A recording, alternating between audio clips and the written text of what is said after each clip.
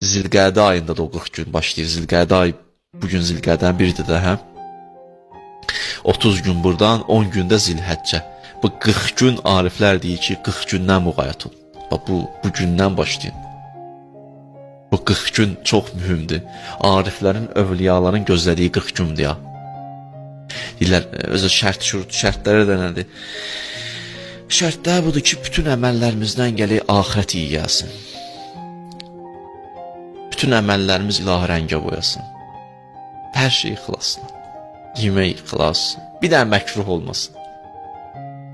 Bir 40 gün. Dünyadan qop. İnsanlardan çəkinmə ya, uzaqlaşma. İnsanlarla ünsiyyət, dərsin öz yerində, kitabın öz yerində, işləyirsən, pul qazanırsan və bunlar hamısı öz yerində. Hamıya da necə vaxtını ayırırsan, amma dünyadan qopursan, yerdə yaşayırsan, dünyada yaşamırsan.